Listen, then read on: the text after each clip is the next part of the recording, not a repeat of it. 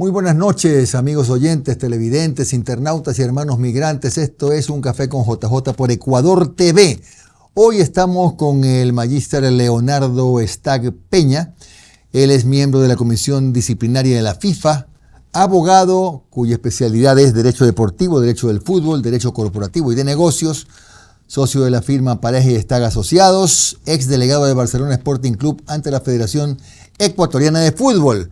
Aunque no vamos a hablar hoy de fútbol, creo, conversaremos con Leonardo Stagg sobre el dinero fácil, que es, según su criterio, yo coincido, que es una gran mentira.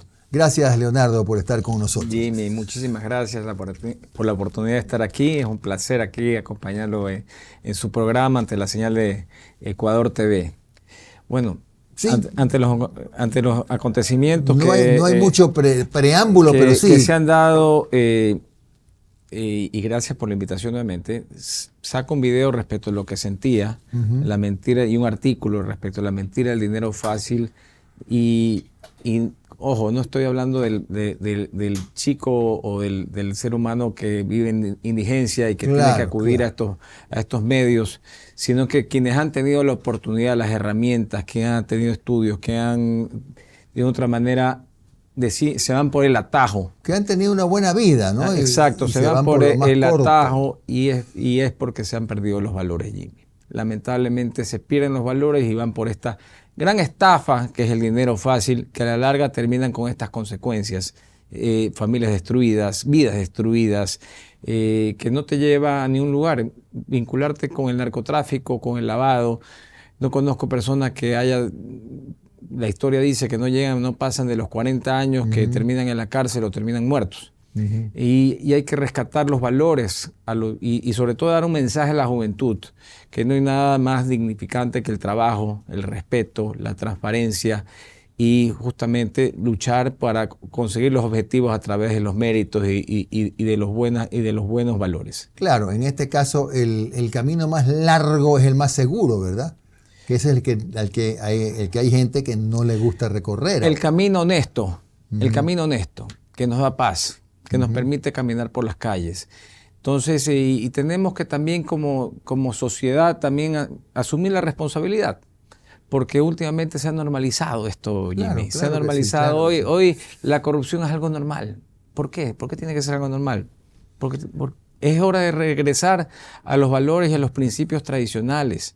Ya la corrupción no es normal. Es algo que es un delito y es algo que no se puede aceptar. Si el día de mañana la justicia, que tenemos una justicia corrompida, permite que estos delincuentes tengan sentencias a favor, como sociedad tenemos que desplazarlos y no aceptarlos. Y asimismo desde casa enseñar valores, que es importante, como es la honestidad, el respeto y sobre todo el trabajo digno. Hoy vemos que a lo mejor injustamente hemos querido posicionar la corrupción, el narcotráfico, el microtráfico, el crimen organizado solamente en gente que vive en sectores populares, ¿no? Cuando en realidad esto escaló tanto que hoy ya resulta que se destapó una especie de caja de Pandora en lo que está pasando en San Borondón, ¿verdad? Sí, como que vivimos una época de inmediatez, todo queremos rápido. No seguimos los procesos, como usted bien dice, de trabajar, ir escalando, saliendo adelante. Y la gente ha perdido los principios de que con tal de vivir de una manera con riquezas o vivir una vida de lujos, pierde totalmente la perspectiva y se deja llevar por esta vía que es el atajo y es justamente, como reitero, una gran mentira que termina destruyéndote la vida. ¿Y en qué medida las redes sociales han sido una suerte de detonante? Porque antes podía ser, a lo mejor pasaba lo mismo o algo muy parecido, pero no había redes sociales. Hoy ya con las redes sociales, la misma gente que usa el atajo, el camino más corto, se expone, ¿no? Bueno, ahora nos toca como padres justamente velar mucho más por la educación y la crianza de nuestros hijos, porque antes cuando éramos chicos, éramos más jóvenes, antes no había justamente esta comunicación inmediata de que todos los chicos están encima de las redes o las mismas personas viven y creen que el día de mañana lo de las Kardashian, que dicen que eso es lo que muchos quieren aspirar. Sí. Y eso no es así. Eso es una gran mentira. Hablando por ejemplo, estas personas. Y quieren todo rápido y todo lujo. Entonces, lo que hay que aprender es a retornar eso, llevar una causa común. Eso es lo que hay que hacer, una causa común de volver a los principios y a los valores tradicionales, y que esto no es una realidad, no es una competencia de quién tiene más, se está midiendo el éxito por justamente quién tiene más y no por quién tuvo más mérito. El mejor carro. Sí, exactamente. Ahora, los tiempos han cambiado, ¿no? Antes, en la época, bueno, no suya, pero mía sí, cuando había algún incidente en la clase, el padre de familia era citado a la dirección del colegio y ahí le decían, bueno, pasó esto, este es un tema disciplinario, hacemos esto, perfecto.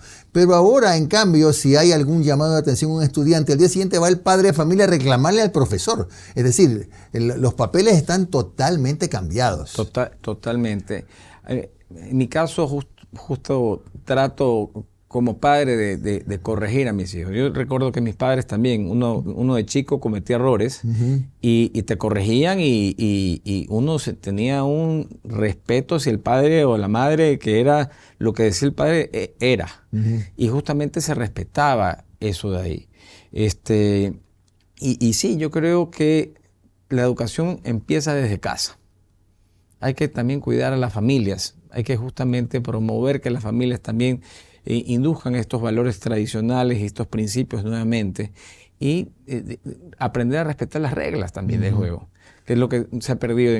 ¿Y cómo se induce eso si todavía pues hay una suerte de resistencia en determinados planteles a enfocarse un poco más en la disciplina? Todavía, por ejemplo, no recuerdo si ya son materias, obligaciones cívicas, etcétera, no recuerdo. Cívica sí, pero hay que retornar, por ejemplo, materias como la ética. A ver, más allá que somos un Estado laico, retomar la religión, que es tan importante. Yo soy de un colegio, vengo del Javier, que es jesuita, y me inculcaron tanto los principios cristianos y creo que hoy por hoy lo valoro más todavía, porque es tan importante crecer justamente bajo principios y reglas establecidas para que el día de mañana no te desvíes. Claro, bueno, pero en todo caso coincidiremos en que la honestidad y la rectitud no la marca la religión, ¿no? Porque en la fe, porque hay católicos y de otro tipo de fe. Pero sí ayuda cristiana. Mucho, ayuda mucho y es más fácil. Considero que las personas que han crecido en un ambiente más allá de la religión, hablemos de los principios, creo que todas las religiones de otra manera te inculcan principios a través de la ética o de la moralidad, son menos propensas a desviarse. Entonces hay que retomar todo eso, mi querido Jimmy. ¿Qué opina de la iniciativa que en algún momento hubo y tengo entendido que ya quedó archivada, a propósito del reclamo de dos padres de familia de un niño o niña transgénero, de que necesitaba la autorización y así iba a ser el comienzo de utilizar, siendo por ejemplo mujer, el baño de hombres o viceversa? Ese tipo de cosas que hoy en muchos países del mundo se aceptan, Ecuador no está para eso todavía. A ver, yo creo que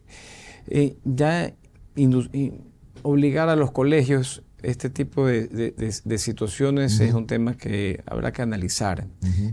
Creo que es un tema que, como reitero, retornar a los valores. Y creo que parte de retornar a los valores es también aceptar a las personas como son. Claro. Yo soy muy conservador en ese sentido, pero parte hay que aceptar a las personas como son, pero también que el día de mañana nos impongan una ideología tampoco está bien. Claro, y hay que aceptar también que las familias sean las que decidan cuáles las creencias o cuál es la forma de vivir de los chicos, por lo menos a que tengan la mayoría de edad. Claro. Ahora, estamos claros en todo caso en que si es que se empieza a trabajar en este tema de valores, podría ser que encontremos ya a un adolescente o a un adulto mejor formado, ¿no? Difícil por la influencia terrible del dinero fácil y abundante. Por eso tiene que ser una causa. El otro día alguien decía, no, ahorita comienzas a hablar de esto, ¿cómo lo hacemos? No, pues tiene que ser una causa de la sociedad. O sea, tenemos que la sociedad asumir la responsabilidad de que hemos normalizado. Estamos siendo muy indiferentes con esto. Y si queremos como Estado, como Ecuador, creo que Ecuador no está perdido, está desorientado. Y hay que encauzarlo. Y parte de eso es que entre la sociedad entera, las familias como tal, decidamos, ¿sabes qué? Es hora de, ¿sabes qué? Ordenarnos, volver a los principios, a los valores tradicionales y seguir adelante. Una administración estilo Bukele, por ejemplo, pues, perdón la redundancia, que ahora, de ahora en más, está adoptando el modelo de educación nórdico, de Noruega, de Finlandia, algo así. A ver, yo creo en el tema de estilo Bukele, aprovechando, efectivamente, tolerancia cero contra la delincuencia, pero a su vez hay que a la gente que no tiene las mismas posibilidades también darles soluciones, darles alternativas, darles oportunidades. Y parte de eso es justamente la educación. Hay que mejorar muchísimo la educación y hay que buscar mecanismos. Creo que el sistema educativo actual tiene muchas falencias y que no nos otorgan oportunidades a los chicos, sobre todo de escasos recursos. Y si, como lo ha hecho Bukele y está funcionando, creo que es importante ir a buscar otras vías, otras soluciones para que esto se pueda dar. Digamos así, replicar cosas que andan bien, ¿no? Hay que replicar lo bueno y erradicar lo malo. Vamos a hacer una breve pausa. Estamos con el magíster Leonardo Stagg hablando de el dinero fácil, una gran mentira.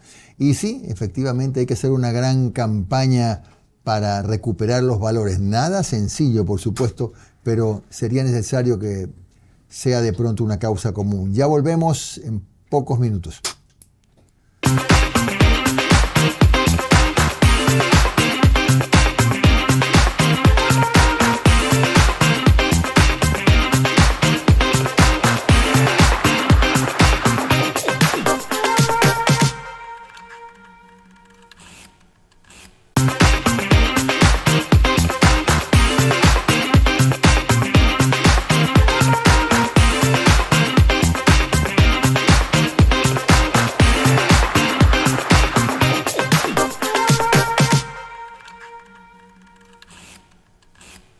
Seguimos esta noche con el magíster Leonardo Stagg Peña. Él es miembro de la Comisión Disciplinaria de la FIFA, abogado especializado en Derecho Deportivo, Derecho del Fútbol y Derecho Corporativo y de Negocios, socio de la firma Pareja Stagg y Asociados y exdelegado de Barcelona Sporting Club ante la Federación Ecuatoriana de Fútbol.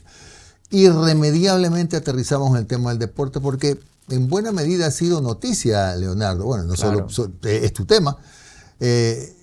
Ha sido noticia que en alguna medida se está empezando a sentir la influencia de el dinero sucio en las actividades deportivas, en las apuestas deportivas. No, totalmente. Totalmente. Hemos encontrado en las últimas semanas jugadores asesinados, segunda categoría.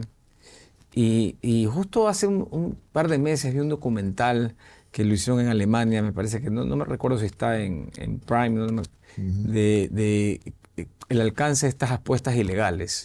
Que una casa de apuesta ilegal que estaba en Asia, Claro. cómo manejaba los partidos de quinta categoría de Alemania. O sea, y cómo y lavaban de esta... Y era un gran negocio, seguramente. Un gran negocio, y se está utilizando en muchos lugares del mundo, no solo en Ecuador, el fútbol o digamos el deporte en general como una herramienta para lavar, no solo a través de las apuestas deportivas, a través de la compra de entradas, No, a través compra de jugadores, a través etcétera, ¿no? de estas, claro, derechos de jugadores, de derecho económico, pago de comisiones excesivas. Entonces esto se está perdiendo el deporte, está entrando, lo ven justamente el fútbol y el tenis, me parece que eran los deportes que hoy por hoy están en mayor peligro de ser captados o están siendo captados contaminados, ¿no? por estos grupos de delincuencia organizada. Y eso no es una realidad que tiene que ver el Ecuador. Claro. Más allá que hoy por hoy en el Ecuador existe un reglamento para una especie de compliance, no es suficiente. Creo que la magnitud de lo que representa el deporte, porque el deporte dejó de ser una simple actividad física o un tema social, ya es un tema tiene una magnitud económica grandísima, claro es un negocio muy grande. Y lo que repercute amerita que haya un departamento, por ejemplo, en la UAFE, exclusivamente para el deporte. Para el deporte. Ahora, pero, Leonardo, ¿cómo se pueden blindar, por ejemplo? Hablemos de temas de fútbol, ¿ya? ¿Cómo se pueden blindar los equipos de fútbol para protegerse de la contaminación? Bueno, hay que hacer un compliance deportivo. Hay que establecer reglas y formularios y una serie de documentación que obligue a los equipos de fútbol y no solo los equipos, a las asociaciones y a las federaciones a presentar justamente que demuestren la ruta del dinero o la justificación de los ingresos de los dineros, para que esto sea justamente debidamente, que exista la transparencia debida. Pero Leonardo, decía en el corte que los equipos, una forma de blindarse es que se constituyan en sociedades anónimas. ¿Por qué? Bueno, las sociedades anónimas tienen mayor control que una corporación sin fines de lucro. Entonces eso establece que sean una corporación. Como corporación tienes que justamente tienes organismos de control que están más al día, que van a estar pendientes de todas las transacciones que realices, y eso te va a permitir de otra manera ordenar las cuentas y que evitar de otra manera tener un mayor blindaje, un mayor candado o una mayor blindaje para que tenga mayor dificultad estos grupos de delincuencia organizada en entrar a los equipos de fútbol o al deporte en general. ¿Cree que en definitiva entonces, Leonardo, sí hay una sombra peligrosa del dinero sucio ya en el fútbol? Totalmente. Pero no solo en primera categoría. En todas las categorías. En todas las categorías. Hemos visto que han asesinado jugadores de segunda categoría claro. ese último. Entonces.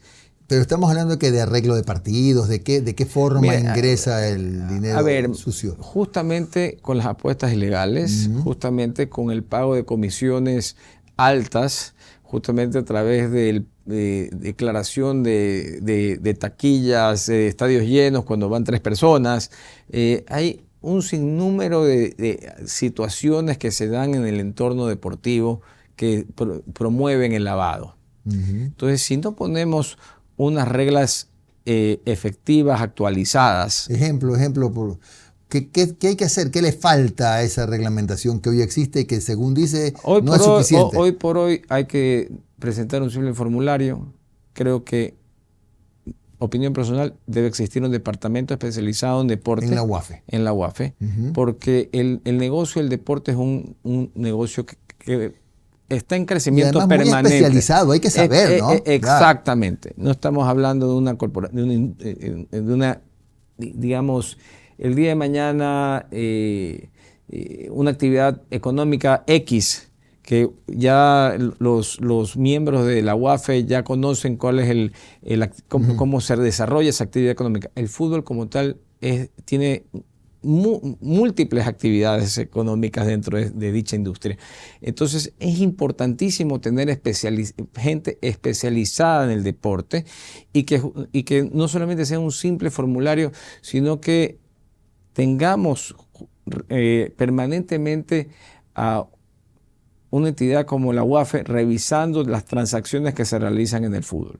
No solamente en primera categoría, sino también en segunda, porque no podemos permitir que se utilicen los clubes deportivos como herramienta de lavado. ¿En qué países, Leonardo, ya hay una legislación deportiva rígida que ha permitido mantener al fútbol al margen de estas actividades ilícitas? Por ejemplo, Alemania existe, la Premier League existe, España la tiene. Entonces, Europa es el que lo está desarrollando porque han entendido justamente la peligrosidad en el negocio del fútbol y también para la sociedad en sí. Uh-huh.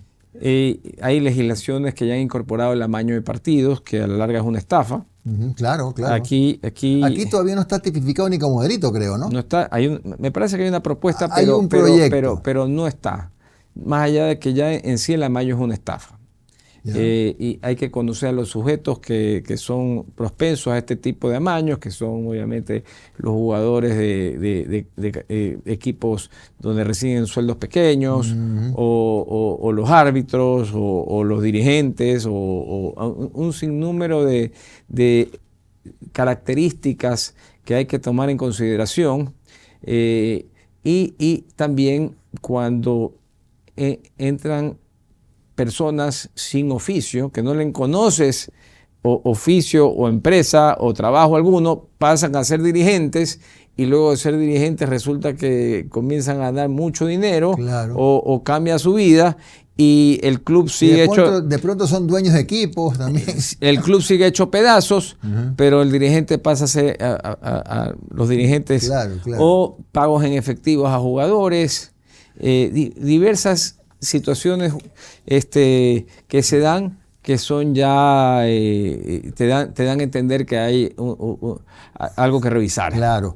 No, y también hablando, estábamos hace un rato, Leonardo, en esto de las transferencias también es un mecanismo bastante dinámico, claro, para lavar a ver, por plata. ejemplo, Interpol tiene una división justamente ¿Ah, sí? deportiva. En Francia. Exacto, y no a nivel mundial. Uh-huh. Y se ha encontrado una estructura y que sigue dando que había diversas estructuras para utilizar el deporte en corrupción, uh-huh. que lo han atacado en Brasil, lo han atacado en Asia, lo han atacado en África, y es un tema que es muy serio, claro. y hay que tomarlo en consideración aquí en el Ecuador. Ahora, ¿qué hacer, Leonardo, cuando estamos a las puertas de un mundial de fútbol, donde, bueno, está Alemania, está Estados Unidos, ahí hay legislaciones importantes, países europeos, pero hay otros países donde no hay legislación todavía? Y bueno, ¿cómo se puede controlar que en el Mundial de Fútbol efectivamente no haya ni sombras de la intervención de dinero sucio? A ver, yo creo que ya a raíz del FIFA Gate, ajá, que se dio, fue famoso, claro. FIFA cambió totalmente, o sea, se puso mucho más riguroso en sus estructuras. Yeah. Hay una estructura, justamente un departamento de integridad ahí. En la FIFA. En la FIFA hay un departamento de integridad. Pero aparte, tienes, aparte de Interpol, la misma FIFA tiene un departamento externo que revisa ya hay la inteligencia artificial hoy por hoy te permite. Es una herramienta. Es una herramienta para determinar si un jugador está teniendo un comportamiento indebido dentro del campo de juego. Por ejemplo. ¿Cómo es eso? Sí. A mí me tocó hace unos 4 o 3 años atrás, recuerdo claro, en una eliminatoria, que no voy a decir de dónde por cuidado, que en el minuto 92 uh-huh. se pita un penal, iba ganando un equipo 1-0 y el otro equipo a favor del otro equipo, 1-1. Un penal inexistente. Al siguiente minuto, otro penal a favor y termina ganando el otro equipo 2-1. Entonces, inmediatamente se pone a hacer una investigación. Resultaba que en una casa de apuestas en Europa se había apostado una cantidad excesiva a que el otro equipo ganaba en los adicionales 2-1. Se le investigó al árbitro, más allá de las consecuencias que tuvo penales, a nivel de FIFA, que nosotros no tenemos jurisdicción para poner ese tipo de sanciones, pero sí administrativas, se lo expulsó de por vida al árbitro. Entonces, hoy por hoy sí hay mecanismos para buscar la transparencia en el deporte en todo sentido. Bueno saber entonces que hay digamos, ojalá que sea así, la seguridad de que este tipo de este tipo de incidentes desagradables no se produzcan en el Mundial de Fútbol, ¿no? Y bien hecho en todo caso el aviso. Hay las herramientas. Claro. Y avisar que ya hay que legislar rápido en el Ecuador porque ni siquiera está tipificado como delito esto de esta estafa deportiva. O sea, ¿no? a la larga es un tipo de defraudación. Sí, pero necesita una norma especial. Pero tenemos aquí jueces y fiscales que están poco preparados. Claro. O que se hacen de la vista gorda, que es preferible ya establecer un capítulo de los delitos deportivos. Es verdad, un buen punto. Gracias a Leonardo Stack Peña que nos ha acompañado hoy en un café con JJ. Nosotros volveremos mañana a las 10 de la noche acompañándolos aquí en Ecuador TV. Que tengan ustedes una buena noche y descansen.